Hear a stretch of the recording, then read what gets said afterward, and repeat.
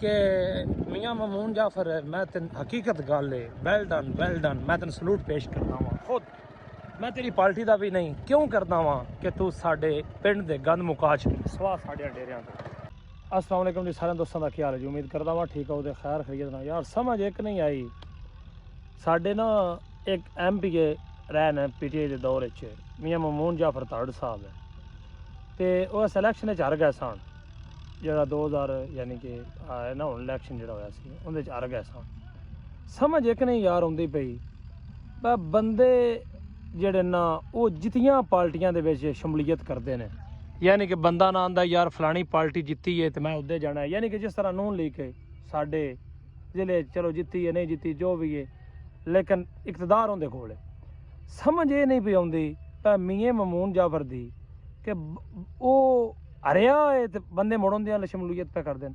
एक वो सूई वाले कीती है, दो कॉलेज कीतियां ने, एक होर दे, यानी कि इन्हां 4 महीनों दे विच उस शमूलियत कर रहे ने आवाम उदे जा रही है। वो बंदे यार जित्ती पार्टी वाल आउंदे ने, आवाम हरी पार्टी वाल बड़ी जाती है। मेरे हिसाब नाल इस बंदे कोई ना कोई गैटस जरूर ने जेडे बंदे हरी पार्टी वाल जा रहे हैं। तो साडी सियासतदानां ने चाहिए नून लीग नूं या इस तो इलावा दूजियां बस तुसीं भी इस बंदे हरदवान भी होना चाहिए।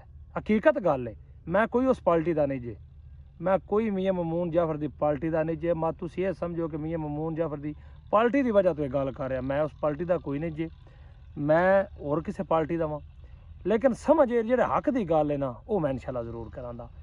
तो समझ ही नहीं आती पई पर उस बंदे की गैटस है, तो सारे भरा जरूर दस्या जे जेड़े साडे जिला हफजाबाद दे की उस बंदे गैटस है कि आवाम हरी पार्टी वाल जा रही है।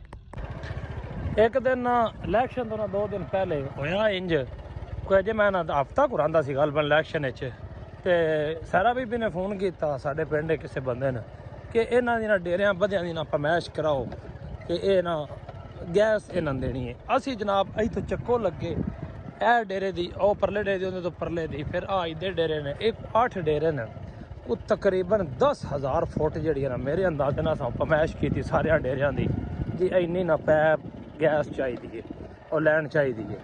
वो जी साढ़े तो ना वोट भी ले लै, वो जी साड़ी गैस अज पे लगती है, ठीक है साड़ी गैस मियाँ साहब अज पे लगती है। उदों यार जे बंदा इकतदार दे विच रह के भी काम नहीं किसी दे कर सकदा ते उहदे इकतदार दे विच आउण दी या मिमनियां लैण दा मेरे हिसाब नाल ते कोई फायदा नहीं, ठीक है।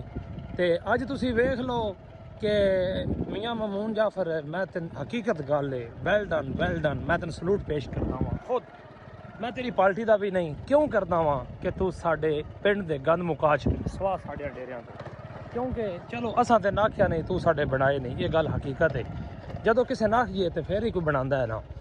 ते हुण वेख लै तू हरिया भी है ते आवाम तेरे नाल है। इंशाअल्लाह एक वक्त आवेगा, इंशाअल्लाह एक वक्त आवेगा मियाँ ममून जाफर दुनिया तेरे नाल होवेगी इंशाअल्लाह, ठीक है। अल्लाह मेरे दे हुक्म नाल अन करीब इंशाअल्लाह इक़्तिदार चावेंदा फिर इंशाअल्लाह हाफजाबाद ने पेरिस बनाएगा। अल्लाह मेरे दे हुक्म नाल। बस तेरा पसंद। अगर मेरी वीडियो अच्छी लगी है लाइक फॉलो जरूर कर।